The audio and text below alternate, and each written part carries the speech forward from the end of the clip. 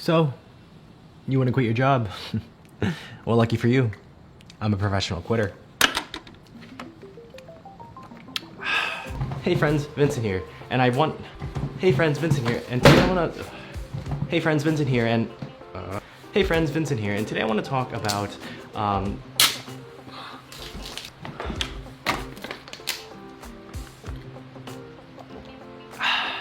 Hey friends, Vincent here, and I felt like it would be irresponsible of me to not make this video after I made this one where I explained why I quit my job. It recently started getting a ton of views because, well, I guess y'all a bunch of quitters, but don't worry, I still love all you, #quitters for life. I did get a little bit worried though from comments like these because the last thing I want to do is lead you guys down the wrong path or imply that everyone should quit on a whim. In the video, I mentioned that I've been working for several years already, and during that time period, I did some very key strategic things that allowed me to quit. So let's talk about the 2 signs that could mean that it might be time for you to quit your job, and the strategic things that I did and that you should do before you even think about quitting. There's a huge problem in today's entrepreneurial society, and it's about what entrepreneurs don't like to talk about. They like talking about taking life-threatening risk, starting a company, making $2 million, but chances are that's not the whole story.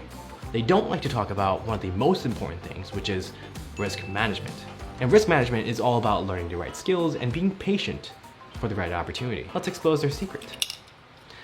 I don't know why I took off my glasses. It was for dramatic effect, but I can't really see without them. First, I want to clarify my situation and the advantages that I had, just so we're clear. I'm young, I was 25 years old when I quit last year. I don't have any children or dependents, not that I know of. Huh?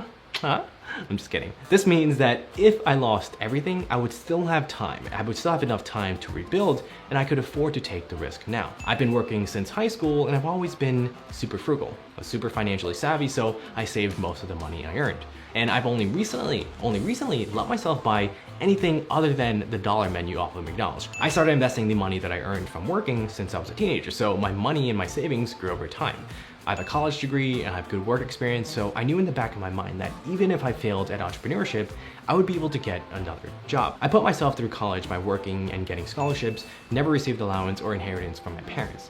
And although my parents didn't have a lot of money, I was raised in a very supportive environment. And me sharing my privileges is with the purest intentions. I acknowledge my privilege and I understand that not everyone has the same opportunities. But I also want to say that some of the things that I did, you can learn too, such as being frugal, saving your money, investing, being financially savvy. It's never too late to pick up these skills. And these are also the things that I talk about on this channel. And don't worry, I don't sell any courses or anything. Everything is 100% free. My goal with this channel is to make personal finance accessible so you can reach financial freedom. Now, let's get into the 2 telling signs where you should probably quit your job. And the first one I like to call the comparison mantra. And this is where you justify your job by contrasting it to pure survival. If you ever think to yourself, hey, at least I have this job, it could be a lot worse. Lots of people would kill to have this opportunity. Hey, what? How do you know what I'm thinking? Who are you? Get out of my head. Then I'm afraid that you already fell into the trap. We were all raised with this mentality throughout our lives, which is essentially the mantra of be happy with what you have because it could always be worse. And really this mantra can be used to justify anything in the world, but it's a really, really bad way to justify your career because of this one reason. Because with this mentality, you're not comparing your job to another job. You're comparing your job to starvation or the worst case scenario. But is this really what we want as humans? What we want to strive for? It's pretty much like saying you shouldn't feel bad because someone else has it worse, or you can't feel happy because someone out there has it better. Out of the 7 billion people living on this world, you wouldn't say that only one person has a right to feel bad or vice versa. It's also a really, really poor mindset to have to derive some sort of comfort from the notion that someone else is having a worse time than you. And yes, I acknowledge that this is coming from a position of privilege and only applies after we have our most basic needs met, such as food, water, safety, and security. I'm personally also a huge believer in change and improvement. Ask yourself, why should you settle for good enough when you can strive for something more, something greater? Like if you're at McDonald's, right, and you have the option between a plain hamburger or a cheeseburger, you would always get the cheeseburger, right? I mean, I'm lactose intolerant and even I get the cheeseburger because it tastes better. I think a better mentality to have is to change your thoughts from it could always be worse to it could always be better. So that way your mind is always looking for opportunities and growth out there. Your job should involve something that you actually care about, something that you get excited for. So when you make this comparison, it's a telling sign because you, as a person with such complex experiences, conditions, and thoughts, you deserve more than just a job where your justification is about survival. The next sign I call toxic impact. I don't mean toxic like a coworker whose name starts with the letter K who always farts after he orders Taco Bell every single Wednesday, even though he knows damn well that he's staking out the place and there's already really poor ventilation in the office. By toxic, I mean more like your mental health and not just the standard work stress. I started to realize that my workplace was toxic when my behaviors changed drastically outside of work. And honestly, I didn't even notice these changes. It was my friends and my family who actually told me about it. So I want you to make sure that you're paying attention to see if you're also doing these same things too. I'd say I'm normally a very calm and chill person, but I always became very short-tempered without fail after work. Once I leave the office, I have no energy left because I get so drained every single day. I become easily irritable and I just want to be left alone. And I started picking up this really bad habit, really making those really deep, heavy sighs. You know the ones that I'm talking about, the and then you expel it. You expel it.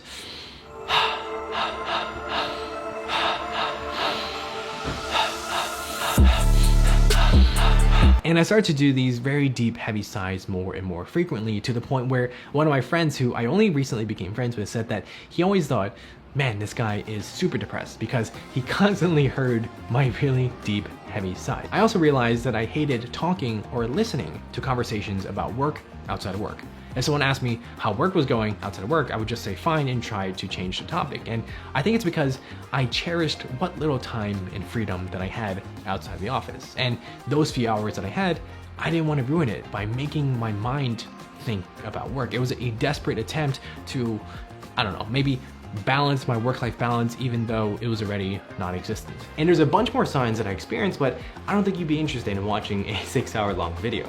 Now, I do want to say that I didn't hate my coworkers, I didn't hate my employers, I did have a good job, I got paid well, I had decent benefits, but that was pretty much it. It was all superficial, surface level stuff. Some people can get their grind because the end goal is worth it for them, such as getting promoted, getting a bonus, getting some recognition, employee of the month or something, but honestly, I couldn't care less about those things. I had no desire to climb the ranks or join the corporate ladder, and I didn't really care if I didn't make a ton of money. I don't want a fancy car, I don't want a big house. I can get by with just enough. I just want to be able to do meaningful work and have the time to live my life, to spend time with my friends, hang out with my parents who are getting older every single day.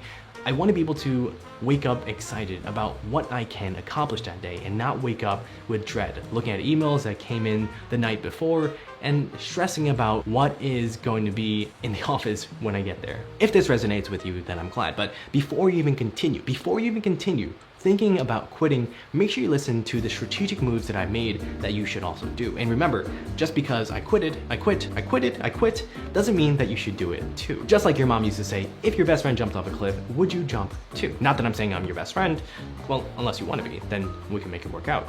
But I also appreciate if you turn that like button into a beautiful blue. Also, leave a comment down below, what's the reasons that you want to quit your job? The first strategic thing I did was ask myself, am I running away from something or towards something?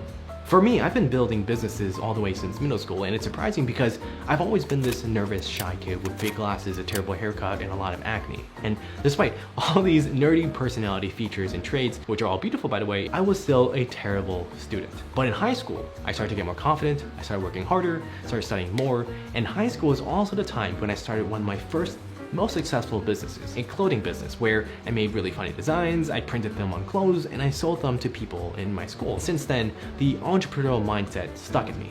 And since then, I started expanding into working on more digital projects. The reason I share this is because I quit my job because I was running towards something, to continue working on my projects and on my dreams, and here we are. This is it. This is the YouTube channel in this box.